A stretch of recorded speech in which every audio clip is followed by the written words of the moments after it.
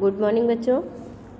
आज आपका जो फर्स्ट चैप्टर था बात पंडित प्रताप नारायण मिश्र का बात चैप्टर का आज हम आपको गद्यांश 6 पढ़ाने जा रहे हैं। देखिए आपका 5th तक के हो गया था, 6, 7, 8 बचा था। आज उसको हम तीनों पैराग्राफ आपको पढ़ाएंगे। तो देखिए गद्यांश 6 ये पैराग्राफ मोस्ट है और इसके 3 क्वेश्चन आपको करने हैं। पहला क्वेश्चन, गद्यांश का संदर्भ ये आप पहले ही लिख चुके हैं इसलिए इसको नहीं करना है। और दूसरा क्वेश्चन जो है रेखांकित अंश की व्याख्या, वो आपको करनी होती है। जहाँ पर भी आपको अंडरलाइन है उसकी आप व्याख्या करेंगे। और उसके बाद थर्ड क्वेश्चन हम आपको बताएंगे कौन सा करना है। कौन सा करना है थर्ड क्वेश्चन वो भी हम आपको बता देंगे। देखिए बात का तत्व समझना हर एक का काम नहीं है। बात का तत्व क्या है उसका, यानी लेखक यहाँ पे क्या कहना चाहते हैं कि बात का तत्व क्या है, उसका मतलब क्या है, उसका सार क्या है, उसका अर्थ क्या है, ये समझना हर एक व्यक्ति के बस की बात नहीं है। हर कोई हर बात का मतलब नहीं समझ पाता है और दूसरों की समझ पर आधिपत्य भी ऐसे वैसों का साध्य नहीं है। और ये भी कह रहे हैं कि दूसरों की समझ पर, कि दूसरों की समझ कैसी है, दूसरा क्या सोचता है, क्या करना चाहता है, उसकी सोच पर, उसके दिमाग पर तो हम अपना आधिपत्य यानी अधिकार जमा लें। ये भी कोई आसान काम नहीं है कि हम किसी की भी बात पर, किसी की भी सोच पर हम अपना अधिकार जमा सकें। तो बड़े बड़े विज्ञवरों मतलब विज्ञानों जो मतलब विद्वान होते हैं वो, और महाकविश्वरों का मतलब बहुत बड़े बड़े कवि, बड़े बड़े विद्वान, बड़े बड़े जो शिक्षक होते हैं वो लोग जीवन के जीवन बात ही के समझने समझाने में व्यतीत हो जाते। जो बड़े बड़े विद्वान होते हैं, बड़े बड़े कवि होते हैं और बड़े बड़े यानी ज्ञानी लोग होते हैं, वो लोग उनका पूरा जीवन एक दूसरे की बात को समझने में और समझाने में बीत जाता है। सहृदयगढ़ की बात के आनंद के आगे सारा संसार तुच्छ लगता है। सहृदयगढ़ यानी सहृदयगढ़ वो होता है जो दूसरे के हृदय को समझे, दूसरे से प्रेम करे, मतलब जिसका हृदय बहुत ज़्यादा भावुक हो, प्रेमी हो, दयावान हो, ऐसा इंसान। तो सहृदयगढ़ उसको कहते हैं जो जिसके हृदय में क्या हो, मतलब कोमलता हो, प्रेम हो, दया हो, ऐसी। तो सहृदयगढ़ की बात के आनंद के आगे सारा संसार तुच्छ लगता है। जो बड़े बड़े विद्वान होते हैं, कवीश्वर होते हैं, ज्ञानी होते हैं, उनके आगे सारी जो मतलब उनके लिए क्या है, जो जिनका जो मतलब हृदय कोमल है और विचार, उनकी जो विचारधाराएं हैं बहुत मतलब दूसरों के लिए है, हमेशा उदारवादी होते हैं। जो हमेशा उदारवादी होते हैं, दूसरों की दया के बारे में, दूसरों के भले के बारे में सोचते रहते हैं, उनके आगे उनके लिए सब कुछ बेकार है, सारा संसार तुच्छ है, मामूली है। वो दूसरों की खुशी के लिए अपना पूरा जीवन व्यतीत कर देते हैं। जैसे बालकों की तोतली बातें, सुंदरियों की मीठी मीठी प्यारी प्यारी बातें, सत्कवि मतलब जो अच्छे कवि होते हैं, श्रेष्ठ कवि होते हैं, उनकी रसीली बातें, सुवक्ता माने बहुत अच्छे अच्छे बोलने वाले, जो प्रभावशाली, जिनके भाषण से हमारे दिलों में प्रभाव आ जाता है, जो हमारी सोच को बदल देते हैं, ऐसे ऐसे मतलब भाषण देने वाले, अच्छा बोलने वाले, जिनके जी को और ना कर दें। यानी कुछ ऐसे होते हैं जो बहुत अच्छा बोलते हैं, बहुत अच्छा भाषण देते हैं, बहुत अच्छी बातें बताते हैं, तो वो अगर हमारे दिल को कुछ और का, हम कुछ सोच कुछ और रहे थे लेकिन हमने उनकी बातों को सोच करके हमारा हृदय परिवर्तन हो गया, हमारा हृदय बदल गया, मन बदल गया, तो जो हमारे हृदय में प्रभाव पैदा कर दें, जो हमारे जी को कुछ और ना कर दें, तो कह रहे हैं वो इंसान, उसे पशु नहीं पाषाण खंड करना चाहिए। यानी ऐसे लोग जो होते हैं, जो इनका कहने का मतलब यहाँ पे है कि जो मतलब ऐसी बातों को सुन करके और जो दूसरों को मतलब कुछ लोग ऐसे होते हैं पूरा जीवन अपना उसी में बिता देते हैं। कुछ लोग ऐसे भी होते हैं जो मतलब उनकी बातों के मंत्र मुग्ध हो जाते हैं, सुनने लगते हैं उनकी बात, मतलब पूरा संसार उनको उसके आगे बेकार लगने लगता है। तो लेकिन कुछ लोग ऐसे भी होते हैं जो चाहे बच्चों की तुतली बातें हों, चाहे सुंदरियों की मीठी बातें हों, चाहे कवियों की रसीली बातें हों, चाहे जितने अच्छा बोलने वाले, भाषण देने वाले नेता हों, वो किसी और का कुछ बदल ही नहीं सकते हैं। यानी उनके दिलों पे कोई भी असर नहीं डालते, ना बच्चे, ना सुंदरियाँ, ना अच्छे कवि और ना ही वक्ता, कोई उनके हृदय को नहीं बदल सकता। तो ऐसे मनुष्य होते हैं जिनका हृदय कोई बदल ही नहीं सकता है, तो उससे पशु नहीं पाषाण खंड कहना चाहिए। पशु मतलब ऐसे तो पशु होते हैं जिनको कोई पशु, बल्कि पशु भी प्रेम की भाषा समझते हैं। वो भी अगर जो है हम उनसे प्रेम से बात करते हैं, प्रेम से पुचकारते हैं, तो वो भी हमारी भाषा को समझते हैं। तो ऐसे मनुष्य को पशु भी नहीं कह सकते हैं। ऐसे मनुष्य को क्या कहना चाहिए, पाषाण खंड यानी पत्थर का टुकड़ा कहना चाहिए। जो पाषाण माने होता है पत्थर। क्योंकि कुत्ते बिल्ली आदि को भी विशेष समझ नहीं होती है, लेकिन वो भी पुचकार के तू तू पूसी इत्यादि बातें का भावार्थ समझते हैं। वो भी उनसे क्या करते हैं, जब कोई उनसे तू तू पूसी पूसी इस तरह से बच्चों यानी जानवर के बच्चे से भी अगर कोई प्रेम से स्पर्श करता है, छूता है या बोलता है, तो भी अपना स्नेह प्रदर्शन करते हैं, वो भी अपना बदले में उससे प्रेम करते हैं। फिर वो मनुष्य कैसा जो दूसरे के मन को बदल ही ना सके, दूसरे के मन पर अपना हृदय ही ना अपना आधिपत्य ही ना जमा सके, अधिकार ही ना जमा सके, किसी की बातों से उसका हृदय परिवर्तन ही ना हो सके, तो ऐसे मनुष्य की का हृदय परिवर्तन की ऐसे मनुष्य जो होते हैं वो हृदयहीन होते हैं। उनका हृदय परिवर्तन जो कोई नहीं कर सकता, पत्थर के टुकड़े के समान होते हैं, और वो उनके हृदय पर कभी भी किसी की बात का प्रभाव नहीं पड़ता है। तो देखिए, आपको हमने बताया था ये वाले पैराग्राफ में आपको 2 क्वेश्चन, बेटा आप बुक देखिएगा, उसमें आपके क्वेश्चन दिए हुए हैं। दूसरा क्वेश्चन आपको करना है रेखांकित अंश की व्याख्या कीजिए, और तीसरा क्वेश्चन आपको करना है वो कैसे लोग होते हैं, कैसे लोग दूसरों की समझ पर आधिपत्य जमा सकते हैं, कैसे यानी किस प्रकार लोग दूसरों के हृदय पर अपना आधिपत्य जमा सकते हैं, ये आपको करना है।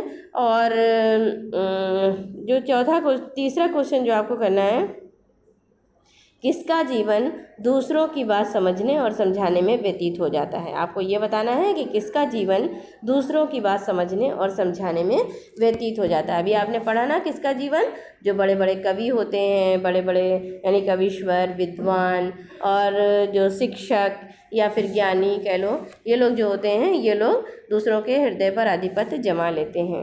उनका सारा समय दूसरों के हृदय पर आधिपत्य जमाने में व्यतीत होता है, और सारा संसार उनको इनके आगे यानी सब कुछ बेकार लगता है, वो केवल दूसरों के बारे में हमेशा सोचते रहते हैं। देखिए, गद्यांश 6 आपका कंप्लीट हो गया है, अब आपको गद्यांश 7 पढ़ना है।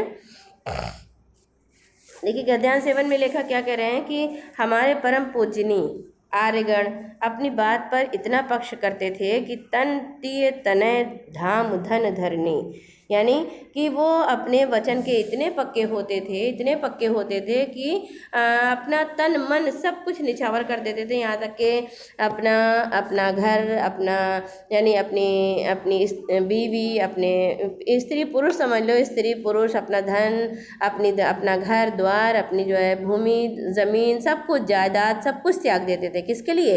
वचन के लिए। उनका वचन जो है इतना पक्का, सत्य सधम कैत्रम संवरणी, वो जो है अपने वचन के इतने पक्के हुआ करते थे कि अपने वचन को निभाने के लिए अपना घर बार, अपना धन दौलत, अपनी पत्नी, अपने बच्चे, सब कुछ निछावर कर दिया करते थे।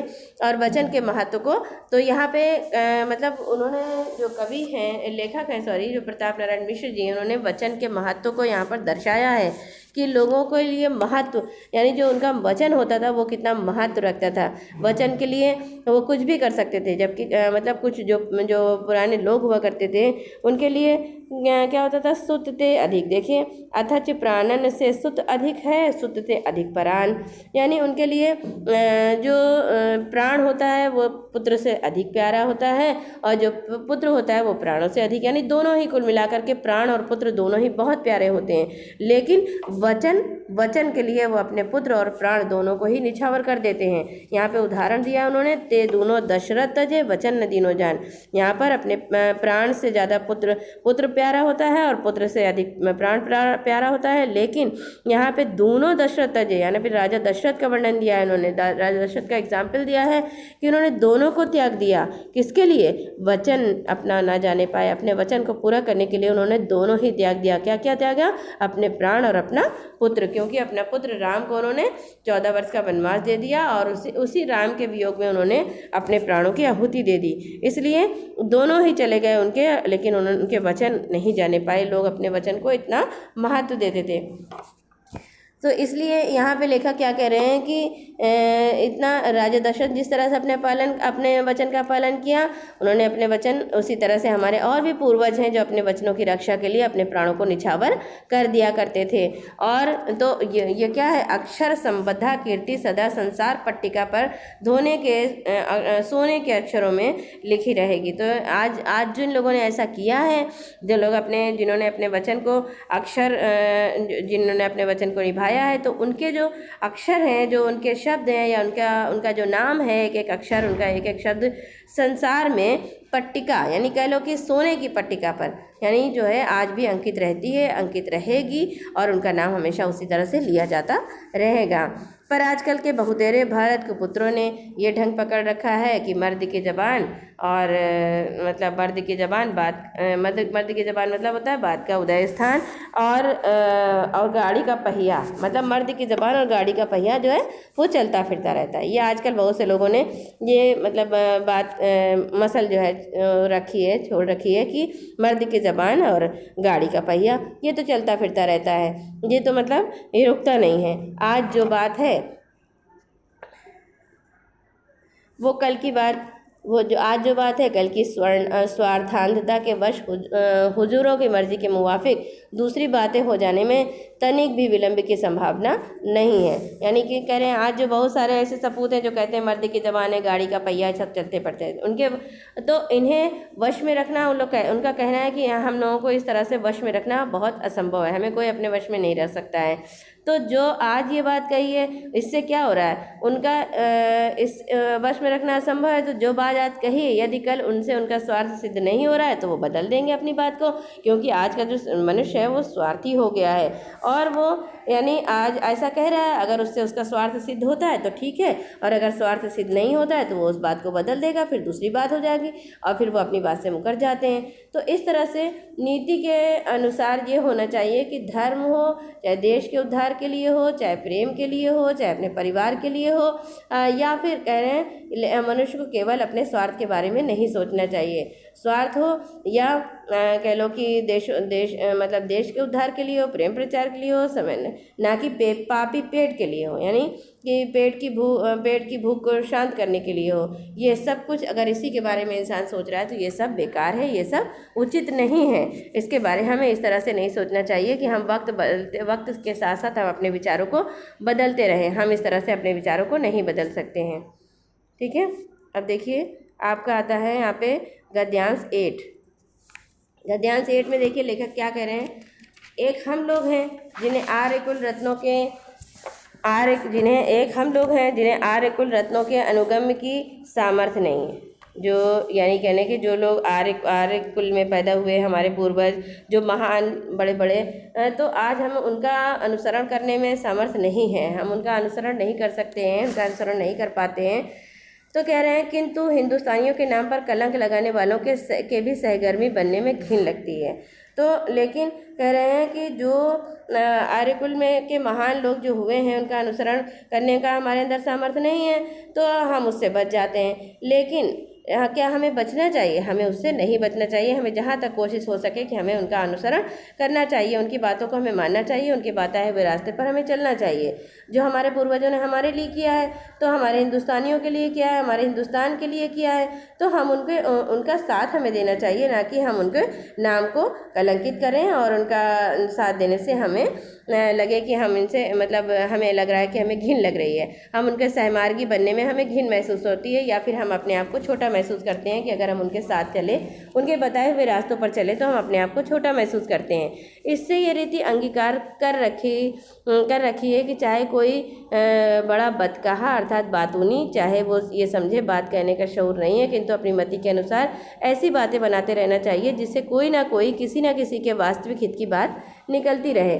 यानी कहने का मतलब लेखक यहाँ पे ये कह रहे हैं कि कोई कितना भी बड़ा बातूनी हो, कितना भी बड़ा ये कहे हमें बात करने का बहुत शऊर है, बहुत तरीका है, बहुत ढंग है, लेकिन हमें इस बात की चिंता जो है नहीं करनी चाहिए कि हमारी बातें हमें सबसे पहले यही बातें हमें इस बात की चिंता करनी चाहिए कि हमारी बातें जो हम कह रहे हैं वो दूसरों के हित के लिए है या नहीं है। दूसरों के लिए अगर हम दूसरों के हित के लिए सोच रहे हैं तो वो हमारी बातें सही हैं तो उचित हैं और इसके लिए हम बेझिझक बोल सकते हैं। लेकिन अगर हम ये सोचें कि हम अपनी बातों से किसी की निंदा कर दें, किसी की बुराई कर दें, मतलब किसी का नुकसान कर दें, वो किसी के हित के लिए नहीं निकल रही है। अगर हमारी बातें वो जो किसी न किसी के लिए हित के लिए नहीं निकल रही है तो वो हमारी बातें क्या है, वो हमारा स्वार्थ है फिर। तो इसलिए हमें हर समय ऐसी अपनी सोच के अनुसार ऐसी बातें करना चाहिए जिससे किसी न किसी की का हित होता रहे, कल्याण होता रहे और उसका भला होता रहे। लेकिन लेखक कहने पर खेद है, खेद मतलब उनको दुख है इस बात का कि हमारी बातें सुनने वाले उंगलियों पर ही गिनने भर को है, कि जो हमारी बातें सुनते हैं, लेखक जो क्या कह रहा है, ये सब उंगलियों पर गिनने वाले लोग, मात्र लोग ही ऐसे हो गए हैं अब दुनिया में, संसार में, कि बस जो दूसरों के हित के बारे में सोचते हैं। इससे बात में बात निकालने का उत्साह नहीं होता, इसलिए क्योंकि अब उनकी बातों में अब वो लोग बहुत ऐसे कम लोग बचे हैं जो दूसरों के यानी अपने आचरण से दूसरों के हृदय पर आधिपत्य जमा सके या दूसरों के हित के बारे में सोच सकें। तो जहाँ भी बैठते हैं ज़्यादातर लोग अपने ही लाभ के बारे में बात करते हैं, कि अपने ही फ़ायदे के बारे में बात करते हैं।